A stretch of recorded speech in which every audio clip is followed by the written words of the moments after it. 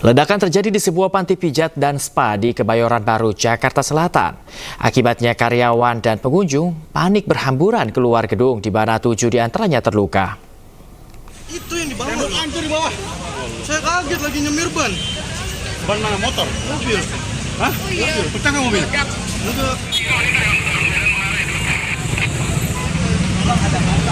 Pengunjung beserta karyawan panti pijat dan spa di kawasan Kebayoran Baru, Jakarta Selatan panik setelah mendengar suara ledakan. Mereka langsung berhamburan keluar gedung untuk menyelamatkan diri. Tak lama muncul api dan kepulan asap pekat.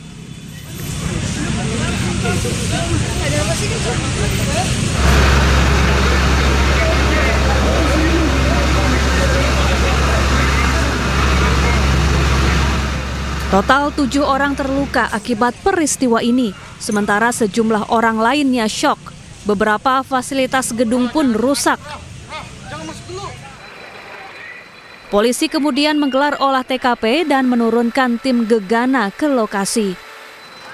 Diduga ledakan berasal dari tabung gas pada alat pemanas. Ada tabung gas yang dibuat melakukan apa itu? Mandi ya, sauna. Nah itu ada percikan api. Kemudian setelah percikan api itu rencana mau disemprotkan oleh APAR. Setelah disemprotkan oleh APAR, gas itu malah meledak dan mengenai korban yang ada di sekitar situ, terutama karyawan spa. Ada berapa orang bu korban? Untuk karyawan spa ada 4 orang, maaf.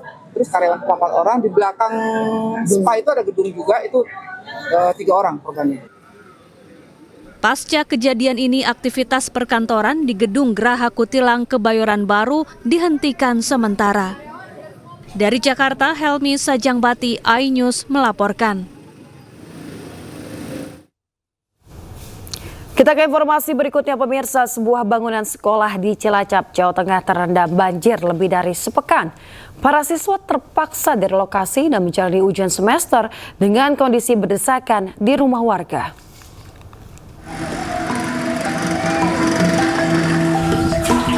Sudah lebih dari sepekan, Sekolah Madrasah Ibtidaiyah Ma'arif 02 di Desa Bojong, Kecamatan Kawung Nganten, Cilacap, Jawa Tengah terendam banjir. Seluruh ruang kelas berubah menjadi seperti kolam dengan ketinggian air 50 cm. Meski sempat surut, genangan banjir kembali naik setelah hujan deras mengguyur. Kegiatan belajar mengajar pun dipindahkan sementara ke rumah warga. Satu ruang sempit terpaksa digunakan oleh 40 siswa kelas 4 hingga kelas 6. Siswa yang sedang menjalani ujian semester harus mengerjakan soal sambil duduk di lantai karena tak ada bangku dan meja. Karena sekolahnya terendam banjir, kemarin pindah ke masjid, masjidnya juga terendam banjir, sekarang pindah ke rumah warga. Gimana kondisinya di rumah warga ini belajarnya? Susah, nggak ada kursi, nggak ada meja. 100% sekolahan tidak bisa digunakan untuk kegiatan belajar mengajar. Bahkan kantor yang cukup tinggi pun mulai tergenang mulai kemarin. Sekolah ini sudah sering dilanda banjir saat musim hujan. Pihak sekolah berharap ada solusi dari dinas terkait agar sekolah terbebas dari bencana banjir. Dari Cilacap, Jawa Tengah, Heri Susanto, iNews melaporkan. Pemirsa, banjir di Jombang, Jawa Timur semakin tinggi dan mengkhawatirkan. Untuk membantu kebutuhan warga, Dinas Sosial Kabupaten Jombang mendirikan dapur umum yang menyediakan nasi bungkus bagi 1.000 warga setiap harinya.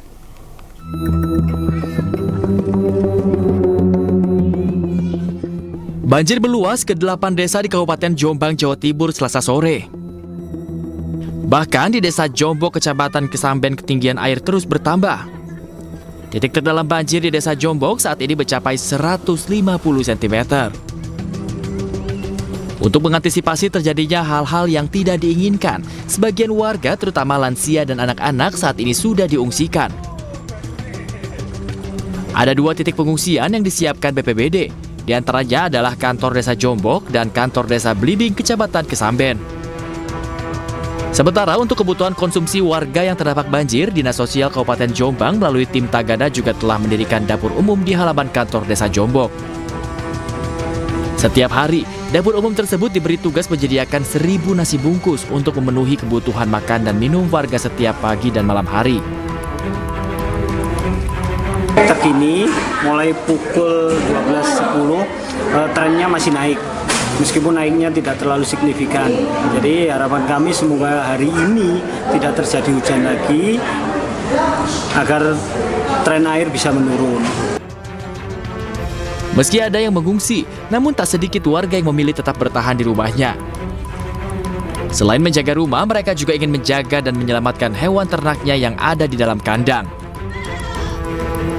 Dari Jombang, Jawa Timur, Mukhtar Bagus, iNews melaporkan. Pemirsa, Menteri Agama Nasaruddin Umar merespon usulan untuk membuat sertifikasi bagi para pendakwah. Usulan tersebut mencuat usai pendakwah Miftahul Maulana atau Gus Miftah mengolok-olok penjual minuman.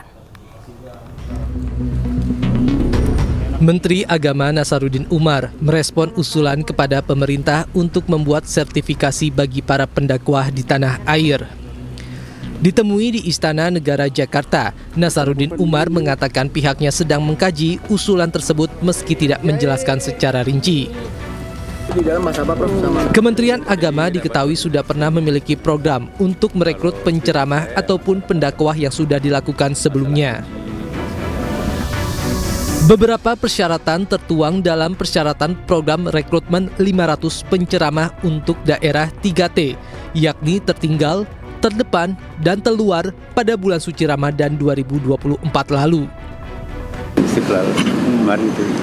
Saya lagi Prof, tentang sertifikasi penceramah agama seperti apa, Prof? Sertifikasi juru dakwah, Prof, yang kemarin imbas dari Gus Miftah yang ramai itu. Ini gimana, Prof? sedang kita kaji, nanti mungkin dalam waktu dekat ini. Wacana usulan sertifikasi untuk pendakwah mengemuka di ruang diskusi publik beberapa pekan lalu. Usai pendakwah utusan khusus Presiden bidang kerukunan beragama dan pembinaan sarana keagamaan Miftahul Maulana atau yang akrab disapa Gus Miftah mengolok-olok penjual es teh saat sedang berdakwah yang kemudian viral di media sosial. Dari Jakarta, tim liputan iNews melaporkan. Sebelumnya pendakwa sekaligus utusan khusus Presiden bidang kerukunan beragama Miftah Maulana menjadi sorotan publik usai videonya yang mengolok pedagang es di acara pengajian viral di media sosial. Tidak lama setelah videonya viral, pendakwah dengan nama asli Miftah Maulana ini meminta maaf di akun media sosial pribadinya. Es tehmu jek akeh ra? Masih, ya kono didok.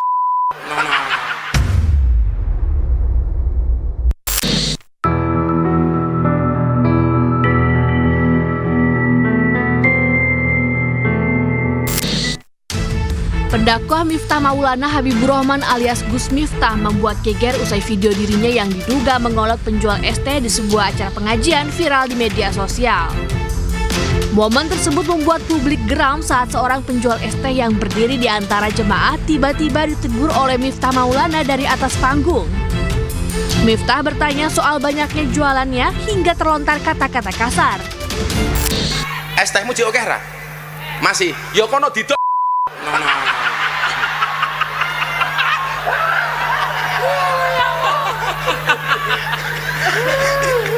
Dolen dhisik, engko lak rong payu wis takdir.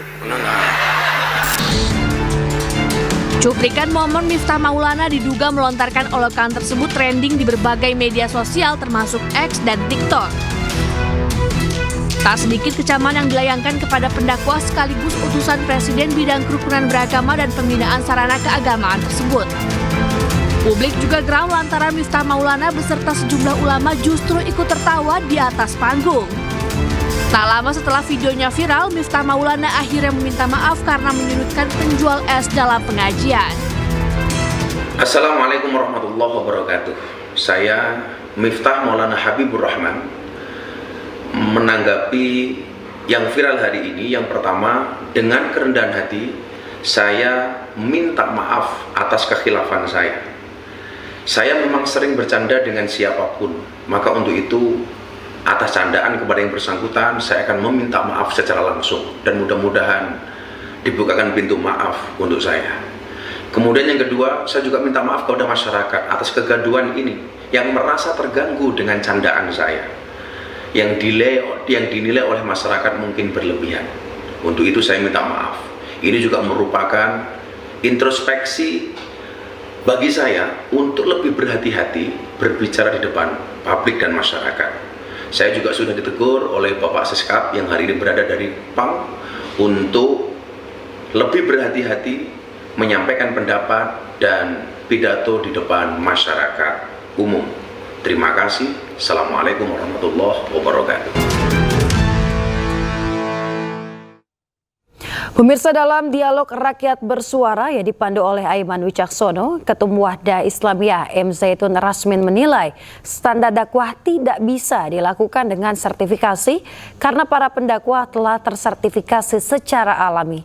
Sementara itu pemirsa, politisi PKB Maman Imanul Haq memastikan sertifikasi bukan kontrol pemerintah terhadap kebebasan berpendapat, namun untuk meningkatkan keadaban publik dalam menyampaikan nilai-nilai agama.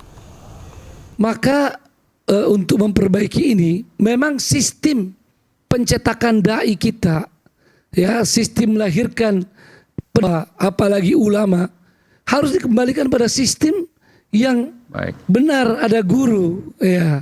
Nah, permasalahan gurunya tersertifikasi, terkode etikan atau tidak? Ini akan ada secara alamiah seleksi tentunya.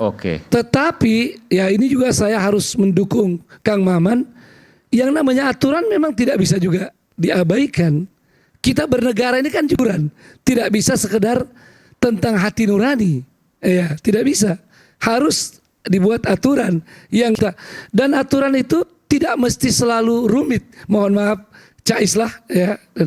Tidak mesti, karena ada yang namanya common gitu, yang kita bisa sama-sama standarnya ya. Kalau misalnya, karena ada dua yang paling penting bagi pendakwah, ilmu dan etika. Ya, standar pada ilmu sangat penting. Yang kedua, ya, tapi etika ini tidak bisa lahir hanya dengan membuatkan ini aturannya ikut pelatihan 3 hari. Dia harus mengikuti proses ya, namanya mulazamah, ya, ada orang-orang yang bisa dengar. Seperti ini biasanya, itu gurunya yang pertama akan menegur kalau ada hal, sehingga ada yang bertanggung jawab. Kira-kira kalau sekarang salah, ya, maka sangat penting memang ada afiliasi ke ormas atau komunitas. Untuk sertifikasi tadi. Ya. Maka poin keduanya, upaya-upaya ini adalah konektivitas. Bahwa saya ingin mengatakan bahwa sertifikasi ini tidak ingin menghadirkan negara yang mengontrol, membatasi kebebasan berpendapat, tapi lebih kepada bagaimana keadaban publik, etika, berpidato dan lain sebagainya itu dipahami oleh semua. Tanpa harus orang harus sama seragam kayak zaman Soeharto, tidak perlu. Kita memang berbeda. Kita tidak mempersalahkan kunut atau tidak kunut. Tapi kalau ada orang nggak sholat subuh, nah itu baru kita persalahkan. Berikutnya kita simak informasi olahraga. Pemirsa, Timnas Indonesia tiba di Bandara Adi Sumarmo di Boyolali, Jawa Tengah. Kedatangan Timnas untuk menjamu Timnas Laos pada laga lanjutan Grup B Piala AFF 2024 di Stadion Manahan, Kota Solo pada Kamis 12 Desember.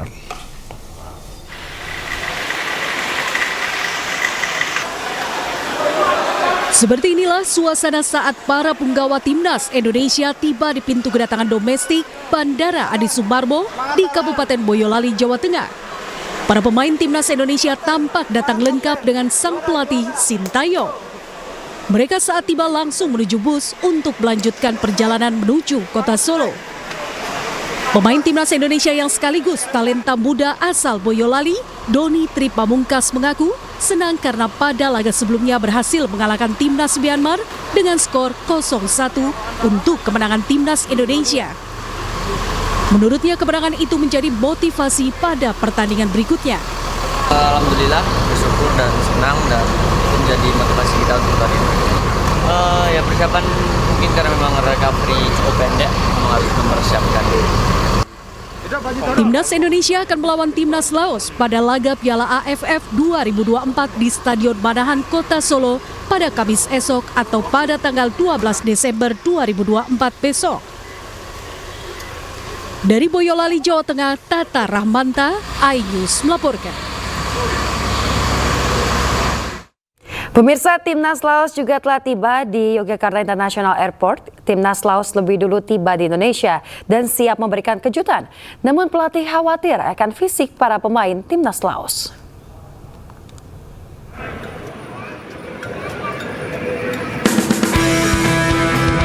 Timnas Laos tiba di Indonesia untuk menjalani laga kedua kontra Timnas Indonesia di ajang Piala AFF 2024 yang dijadwalkan berlangsung di Stadion Manahan Solo pada 12 Desember 2024 mendatang. Timnas Laos datang dengan penuh kekuatan. Hayeok Jun, pelatih Laos, menjelaskan anak asuhnya masih dalam kondisi kelelahan usai menyelesaikan pertandingan melawan Vietnam kemarin. Terlebih mereka harus melakukan 2 kali penerbangan menuju Indonesia dan harus terbang di pagi hari dari Laos. Terkait dengan peluang melawan Indonesia, Hayeok Jun mengatakan pertandingan melawan Indonesia tidak akan mudah karena pelatih Sintayong melakukan pekerjaan dengan baik dengan Timnas Indonesia, namun dia menjanjikan Timnas Laos akan melakukan yang terbaik untuk mendapatkan 3 poin. Hayeok Jun menyebut Timnas Indonesia sebagai tim yang kuat dan berharap fisik Laos 100% prima saat menjalani laga Piala AFF 2024 di Stadion Manahan Solo. It's not going to be easy as the Korean coach Shin Tae-yong has done such a good job with the Indonesian national team, but we will try our very best to get 3 points from this match. Setelah dikalahkan Vietnam 1-4 di laga pertama grup B Piala AFF 2024, Laos akan menghadapi lawan berat yakni Indonesia. Hayeok Jun menyadari Timnas Indonesia lebih difavoritkan menang atas Laos. Pelatih asal Korea Selatan itu hanya berharap Timnas Laos punya persiapan yang baik jelang melawan Indonesia. Dari Kabupaten Kulon Progo, Yogyakarta, Budi Utomo, iNews melaporkan. Ya, pemirsa, peranan polisi hutan belum banyak diketahui oleh masyarakat luas. Padahal keberadaannya sangatlah penting dalam melindungi kawasan hutan. Ya, betul sekali. Para polisi hutan ini selalu siap siaga dalam menjaga kawasan hutan sebagai sumber kehidupan umat manusia.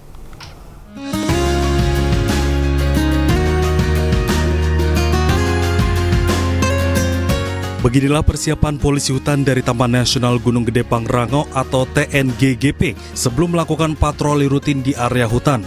Setelah para polisi ini mempersiapkan peralatan untuk patroli, mereka langsung bergegas menuju hutan Taman Nasional Gunung Gede Pangrango untuk menjaga dan melindungi kawasan hutan.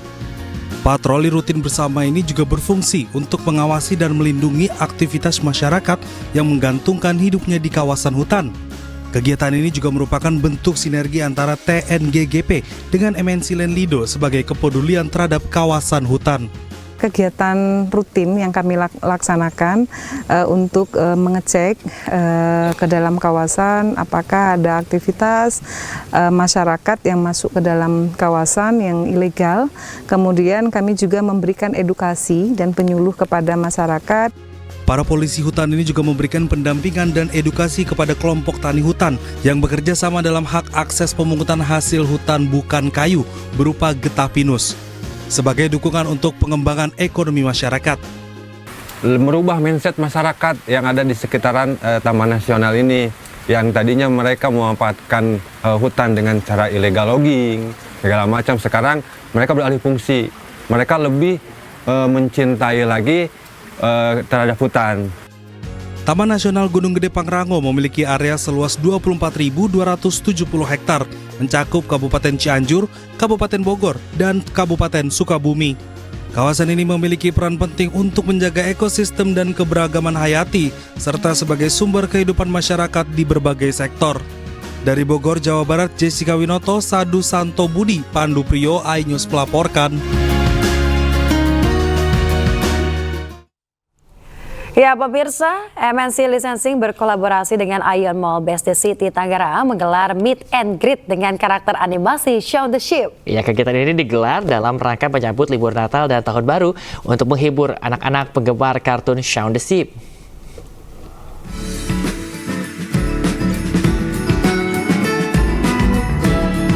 Meet and Greet Shaundership yang digelar MNC Licensing bekerja sama dengan Futurevas dan Ion Mall BSD City Tangerang disambut penuh keceriaan oleh anak-anak.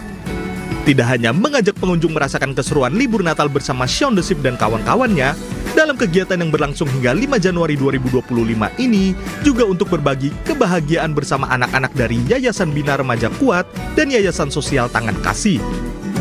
Dalam kegiatan spesial Natal bertajuk Shaundership A Frosty Backyard ini, anak-anak juga dapat mengikuti berbagai kegiatan menarik seperti dancing show dan playground interaktif. Kita bisa memberikan suasana Natal, kegembiraan, kebersamaan, keceriaan buat Ion Mall BSD ini dengan tema Shaundership ini pastinya. Selain ada merchandise, kita ada beberapa permainan anak-anak di situ, dan nanti kita juga ada meet and greet sama Shaun and Bitzer yang ada setiap weekend. Kita melihat Shaundership itu kan karakter yang cukup populer ya di kalangan anak-anak. Jadi selain dari yang ada di TV juga, melalui dari YouTube channelnya juga gitu. Nah, kita ingin mewujudkan imajinasi anak-anak untuk bisa membawa Shaundership di sini dengan tema backyardnya si Shaun ini. Kita harap sih kerjasamanya bisa berkelanjutan ya, sustain ya. Jadi mungkin nanti ada program-program yang bisa dijalankan oleh MNC, nanti kita juga bisa support. Shaundership A Frosty Backyard menjadi lebih spesial dengan menghadirkan berbagai dekorasi Natal yang menarik untuk dijadikan sebagai tempat untuk bersuah foto. Dari Jakarta, Hadisti Arifa, Andri Setiawan, iNews melaporkan. Ya, pemirsa, bicara soal libur Natal, apa rencana Anda pada saat malam pergantian tahun mendatang? Nah, jika Anda masih bingung, mungkin menghabiskan waktu di salah satu hotel di kawasan Sentul ini bisa menjadi pilihan Anda. Betul sekali, dengan tajuk Loudness of Love, hotel ini menghadirkan grup musik rock legendaris yang akan membawa Anda bersenandung bersama orang tercinta.